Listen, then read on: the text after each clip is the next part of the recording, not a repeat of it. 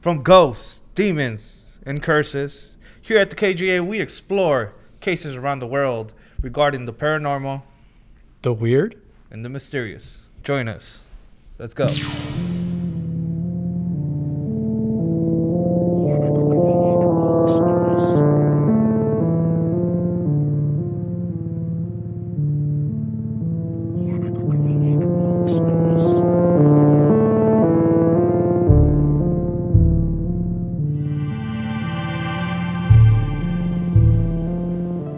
You guys keep asking us down in the comments, why Keepers of the Grave? Well, today we're gonna tell you why. You see, our agency dates back to the 2nd century. Yes, we're older than the Oddfellows, older than the Freemasons, and you guessed it, older than the MIB.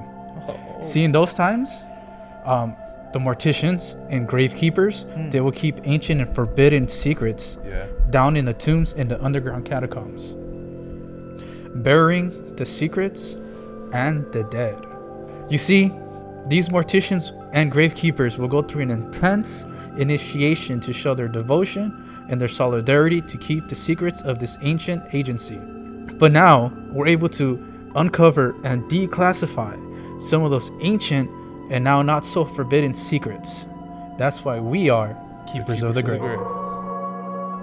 Yo, what up, guys? Welcome to the first episode. We went from podcast to video, but if you're not watching this, you can still listen to the podcast. And those listening to the podcast, make sure that you tune into the video.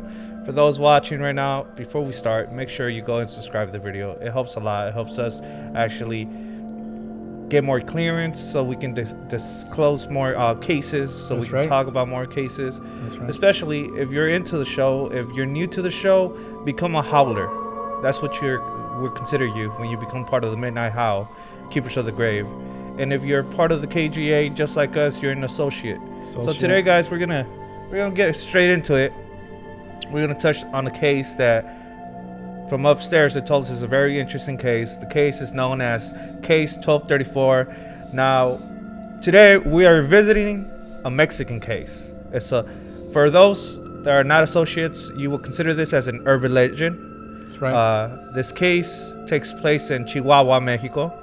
So there's a mannequin known as La Pascualita, also known as Little Pascuala. It all started on March 25th, 1930. La Pascualita made her first appearance at a bridal shop in Mexico, Chihuahua.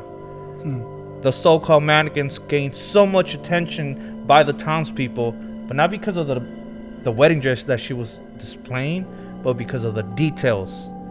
This mannequin, huh? This mannequin looked so realistic that people started wondering why it was so realistic. The crazy story about this, the urban legend goes that the owner had a daughter that was going to get married, and on her wedding day, the coincidence, she was getting ready, she was in her wedding dress, and all of a sudden, a black widow bit her, and she dies. Damn. But what a the tragedy, story, right? The what? What a tragedy, right? Yeah, it is a tragedy on her wedding day. On her wedding I've never been married, but I've been married like multiple times. Yeah, how is that? It's hell. I like the pun. In this urban legend, there's a lot of versions. One, she got bit by a snake. The other one is that she got stung by a scorpion. And the typical one and the most popular one is that she was bit by a black widow. The crazy thing about it is that there was never a funeral. The father went in depression. There was never a velario. A velario, for those that don't speak Spanish, in Mexico, when someone dies, they do a velario where you go pray for, I believe, 7 days or something, and it's to guide the soul to heaven. I might be chopping that up, I might not, because I'm not really familiar with that. But from what I understand and what the case and the description of the case says, is that that's what it is. That's what it be. So the weird thing about it is that after several days or weeks or months, this mannequin appeared at the bridal shop, and she resembled the daughter. So everyone around the town started saying, that's the daughter. That's the daughter. The father made her into a mannequin. Damn. She made her body into a mannequin. The crazy thing about it is that when people started hearing about this, so tours started going. There's a lot of testimonies. from people that have visited the shop, and they claim that when they walk in, they feel a heavy presence. They look around, they don't see anyone, they hear someone speaking. There's other stories and testimonies where people have been staring at the mannequin, and when they look away and look back, she's standing in a different position. What? Yep. There's actually a video. You don't think it's like a machine inside? Like maybe it's a robot? Probably, perhaps. Yeah, that will make sense. You know? And it's all just like one big goof? Yeah. I wouldn't doubt it. People will go to the extent nowadays. That's true. But this is the crazy thing, man. Someone sent me a video. And check this video out. The caution alert for those that get scared easily. Make sure you don't click on it, you don't watch it if you get scared easily. But check it out. Hey, estoy aquí con Pau y la Pascualita. Vinimos a visitar aquí en Chihuahua. Pueden ver el estudio, está muy chido. ¿Viste eso? Her eyes are moving. Look. That is crazy. Yeah. What the heck is going on there? You see, guys, so there's a lot of other videos out there like that. No, the one that caught my attention are these pictures that come in the case, in the file. Look at the detail on the nails, the hands. Like, no one will ever take the time to make a mannequin. That's pretty realistic, if you ask me. So that could be the daughter. That could be the daughter. We worked on the case, but back in the day, we didn't have that much clearance, so we were more in the field. We weren't really in the scene, but we heard about it. We were there. We were just able to take some notes. You know, it wasn't like we took the pictures or we put our hands on the doll, you know, to feel if it was actual like skin. That actually had us behind the yellow line, you know, because I had to take care of rookie over here. I'm just kidding. But yeah, it was pretty cool, you know. Haven't been out in Chihuahua in a while. I ate a Chihuahua once, but I haven't been out there. You have? Yeah. How does it taste? Like chicken. But there you guys have it. Look at the pictures. You be the judge. So yeah, guys. I mean, it's a crazy story. But what about you, Gabe? Do you have? Well, any stories actually, yeah. I had my notepad. What case are you touching? Today I'm actually touching case 8822. Oh, that's a good case. And I like those numbers because like they're both like even, and then it's like a double, so it's like a double. Today we're gonna be talking about the monster of Elizabeth Lake.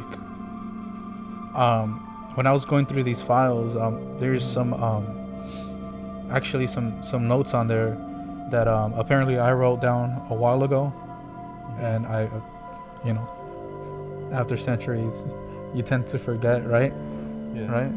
So apparently I created this thing. It was created by the devil. Yours truly. I actually don't remember doing that. It also rumors say that it's a guardian, and it guards the entrance to hell. And this entrance to hell is located, you know, in the bottom of this lake. Crazy, right? It's like kind of ironic where there would be fire in the water. I don't know who makes these things up. I do. Yeah, this lake is actually located in Lancaster, just right outside Los Angeles, not too far from where we were investigating some ghosts. The cool thing about this thing is that it had a head of a bulldog, a neck of a giraffe, bat wings, and the best thing of all, dude, it had a smell, but the smell was like death. Oh. Yeah, like rotting corpses, dead animals. You know. Yeah. You ever smelled a beached well? No. It's not pleasant at all, actually. Okay. It is fun. Not pleasant. First sightings were in 1880, and they lasted for about a century. Now, by the end of the 1800s, there are some farmers and some ranchers who actually built up the courage to go after my pet. By the way, his name's Sparky. I remember him now. I remember Sparky. Yeah, Sparky was a good one. They went after Sparky, but see, the thing about Sparky is that first off, this guy reeks of death. Second of all, he has this cool thing that when he screeches, it creates a like nightmarish vision. It's like a bad acid trip, you know. So these guys didn't have like no chance against it, and you know they even try to get the army involved, but the army wouldn't even get close to it. It's like they were trying to weaponize this thing, but they couldn't. It's so powerful, man. I'm so proud of myself. Yeah, so instead what Sparky did was an act of self-defense. He went after the ranchers. Yeah, he went after the ranchers, ate them, disposed of the bodies, and some say he's still down in the lake.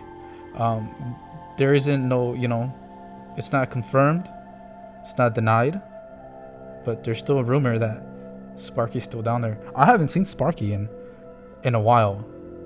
The last time I saw him was when he brought, remember those bones that he brought? Yeah. That's the last time I saw him.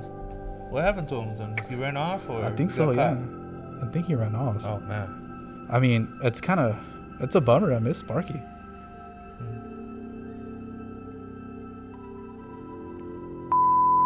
Yeah, so rumor has it that, Sparky's still out there, but I mean, I haven't seen him. I just, I hope he's okay. If you guys ever catch yourself out in Lancaster at Lake Elizabeth, and you have an opportunity to scuba dive, just go ahead and, give my boy a visit. Just be careful though. Don't let him see you. And if, you have him on videotape or get to record his screeches, send them in. Our Instagram's right here, and then our email's right there. We'll love to hear from you guys. So just make sure you guys tune in next time.